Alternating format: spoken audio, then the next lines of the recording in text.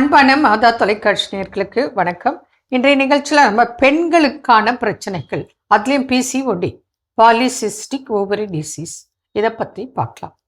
இப்போ ஒரு 10 பெண்கள் அப்படின்னு எடுத்தோன்னா 7-8 பேருக்கு இந்த பிசிஓடி பிரச்சனை இருக்குது. எப்போ பருவத்துக்கு வந்தாங்களோ அதுலேருந்தே இந்த பிரச்சனை இருக்கிறதுக்கு வாய்ப்புகள் மிக அதிகம். காரணம் என்ன அப்படின்னாக்க, நம்மளோட லைஃப் ஸ்டைல் மாறி போச்சு, ஃபுட் ஹேபிட் மாறி போச்சு, டென்ஷன், எல்லா கிடைக்கிற உணவுகளெல்லாம் சாப்பிட்றோம். நம்ம பாரம்பரிய உணவுகள், நல்ல ஃபுட்டு, எது நமக்கு தேவை, அதெல்லாம் மறந்து வாழ்ந்து கொண்டிருக்கிறோம். புரியுதுங்களா? இப்போ உங்கள் தாத்தா பாட்டி காலத்தில் என்ன ஃபுட்டு, அப்பா அம்மா காலத்தில் என்ன ஃபுட்டு, இப்போ எங்கள் காலத்தில் என்ன, எங்கள் அடுத்த ஜென்ரேஷன் வந்தாச்சு.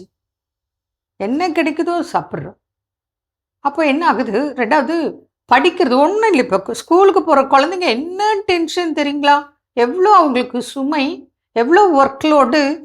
காலையில் பார்த்தீங்கன்னா 6 மணி, 5:30 மணிக்கு 5 மணிக்கு எழுறாங்க. நைட்டு 11-11:30 வரைக்கும் படிக்கிறாங்க. அவங்க ஒன்றும் பெரிய படிப்புலாம் இல்லை, சாதாரண ஸ்கூலில். அப்போ அவங்களுக்கு என்ன இருக்குது? எக்ஸசைஸ் இருக்கா? குடும்பத்தில் எல்லாரோட ஜாலியாக பேச, பழக, சாப்பிடக்கூட குழந்தைங்களுக்கு டைம் இல்லை. அப்புறம் ஸ்கூல்லேருந்து வரதே 6 மணி. அப்புறம் பார்த்தீங்கன்னா அவங்களுக்கு ஒர்க்கு பயங்கரமாக இருக்குது. நம்மளும் வீட்டில் தான் இருப்போம். ஒரு நாளைக்கு 10 நிமிஷம் குழந்தைய கண்ணில் பார்க்க முடியல, பேச முடியல. 2 மினிட்ஸ் குழந்தையோட பேச முடியல. அப்படி போயிட்டுருக்கு. கூட ஃபோனு, டிவி, நிகழ்ச்சிகள். ஒன்றும் இல்லை, நியூஸ் பேப்பர் படித்தாலே நமக்கு பிபி ஏறிடும் சில செய்திகள்லாம். நான் எதையும் தப்பாக சொல்லலை, இருக்கிற ப்ராக்டிக்கல் ப்ராப்ளத்தை சொல்கிறேன்.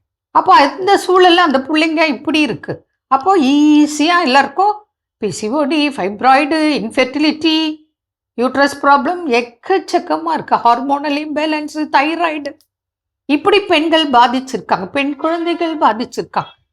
புரியுதா? இதுக்கெல்லாம் சர்ஜரி இல்லாமல் ட்ரீட்மெண்ட் இருக்குது. வழிமுறைகள் நிறைய இருக்குது. உணவு, உடற்பயிற்சி எல்லாம் ஃபாலோ பண்ணணும். மனசு அமைதியாக வச்சுக்கணும். எல்லாத்தையும் ஃபாலோ பண்ணோம். முறை இருக்கானே இருக்குது, கடைப்பிடித்தால் பலன்.